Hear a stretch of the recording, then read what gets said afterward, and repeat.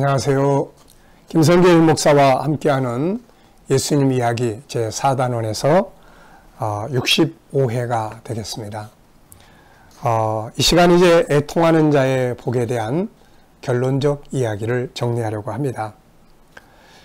먼저 본문 말씀 한번 읽어보겠습니다. 가능하면 열심히 다 외워보시기 바랍니다. 하나님의 말씀이 우리 속에 이렇게 기록이 돼야 되거든요.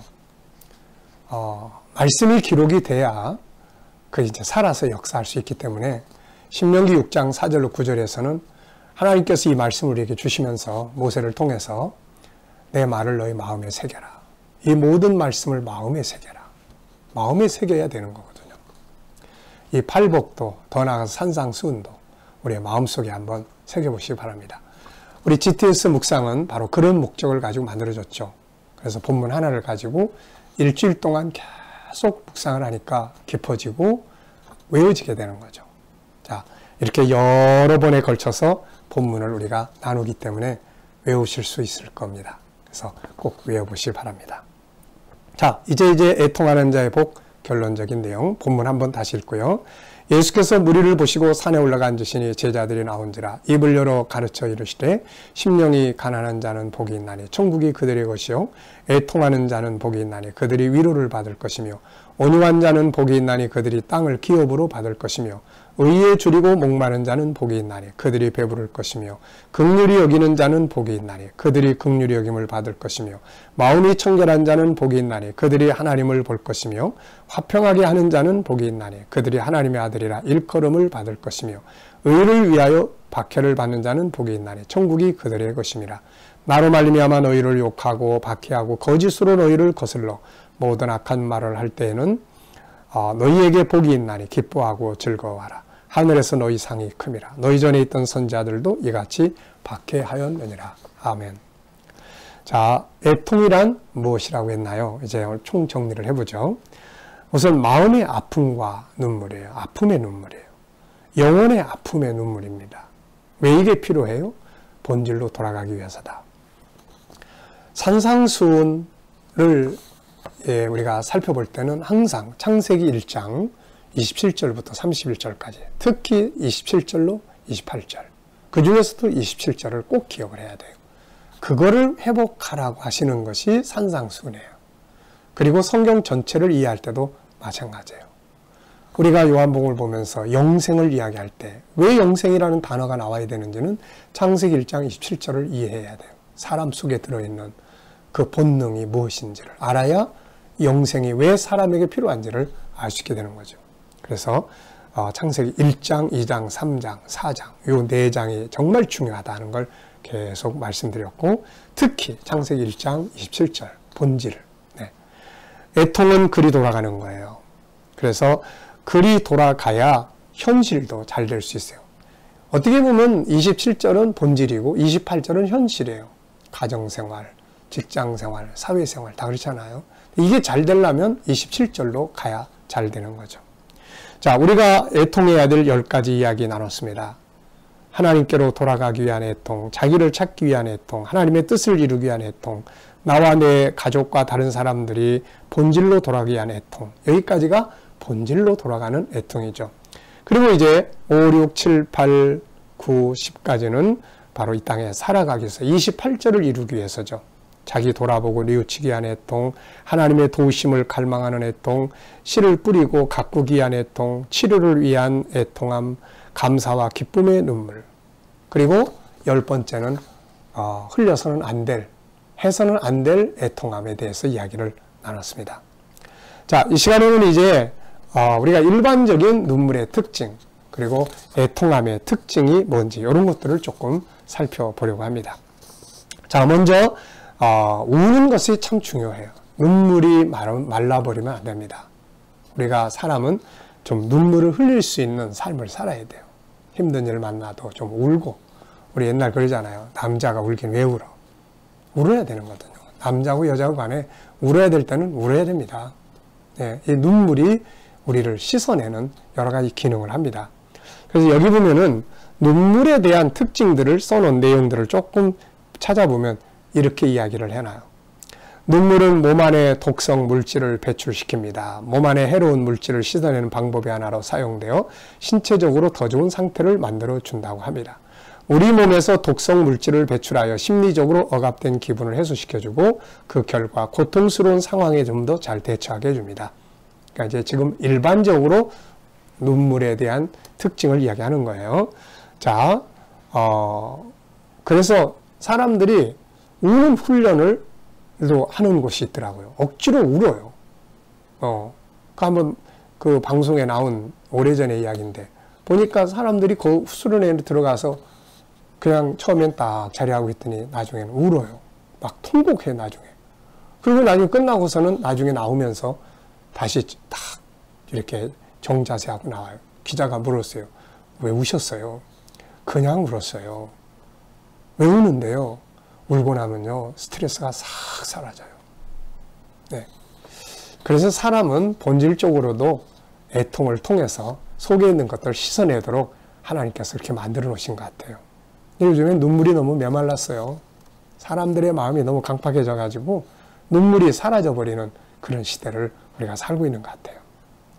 자, 스트레스가 또 사라진다고 합니다. 눈물은 스트레스를 줄여주는 역할을 합니다. 스트레스는 건강을 해치고 심장질환, 고혈압, 당뇨병, 비만 등을 일으키는데 눈물은 우리 몸에서 스트레스와 관련된 물질을 씻어냅니다. 시원하게 울고 나면 기분이 더 좋아지는 이유가 거기 있는 거죠.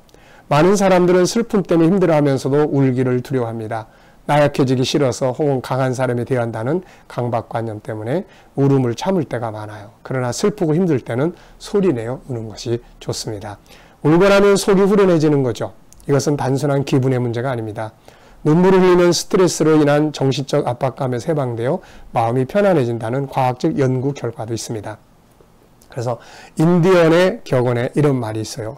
울기를 두려워하지 마라. 눈물은 마음의 아픔을 씻어낸다. 이렇게도 이야기를 합니다. 자, 마음을 또 터놓고 경계심을 풀게도 만들어주죠. 눈물은 우리 내부에 쌓아놓았던 감정적인 벽과 정신적 장애물들을 무너뜨려서 마음의 문을 열어줘요.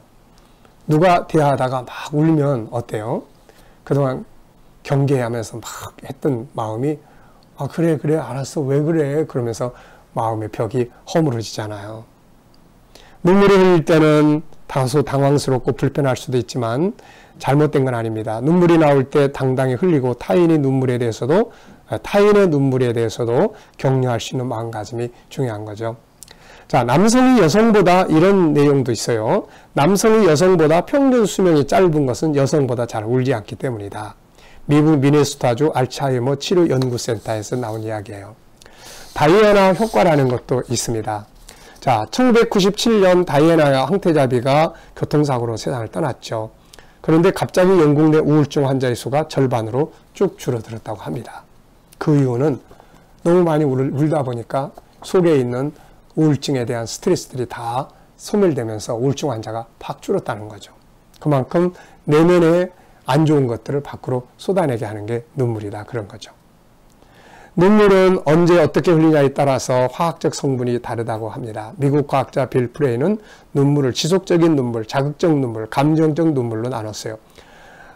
그가 말하는 지속적 눈물이란 눈동자 표면을 축축하게 해주는 윤활유와 같은 것으로 박테리아와 또 바이러스의 접근을 막는 항생 물질을 갖고 있다고 합니다. 자극에 의한 눈물은 양파 안에 붙는 황산 등이 속눈썹이나 눈동자와 접촉하게 되면 흐르는 눈물로 자극적 물질을 희석시키고 씻어낸다. 또 인간만이 갖고 있는 감정적인 눈물은 고단백질을 함유하고 있으며 이거를 밖으로 이제 내보내면서 스트레스로 생긴 화학 물질을 몸 밖으로 내보낸다고 합니다.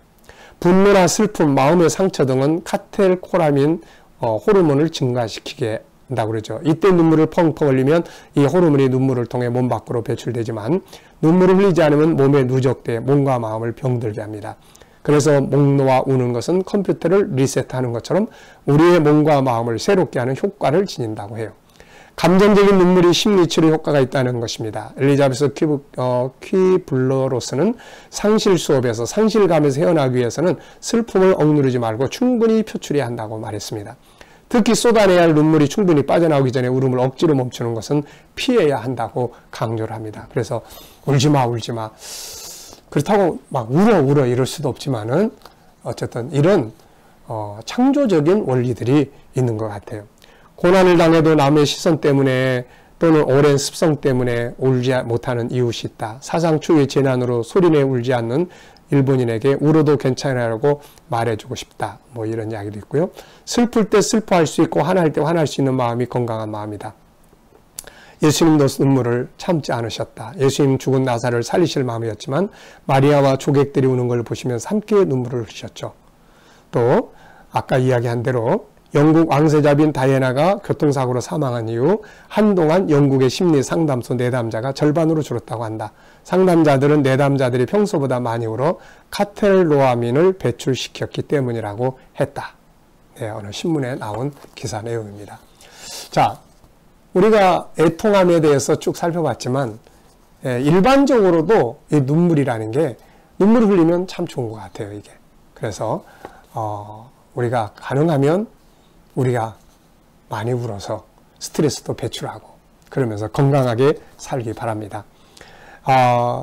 우리가 성경에서도 보면은 이 눈물의 특징들이 몇 가지 나와요. 하나는 하나님이 일단 눈물 앞에 좀 약하신 것 같아요. 그래서 우리가 살펴본 대로 히스기야, 또 한나 같은 여인들, 히스기야가 병들어서 죽게 생겼을 때 하나님 앞에 막 눈물로 쏟아내니까 하나님 보시고 내가 네 눈물을 봤다. 한나가 또 자식이 없어서 막 그렇게 성전에 가서 성전문 앞에서 그냥 술 취한 사람처럼 그렇게 흐느적거리고 막 울며 애통해하는 걸 보면서 하나님께서 그에게 아들을 주시잖아요. 그래서 하나님 앞에 많이 울어야 된다. 사람도 눈물에 약하다.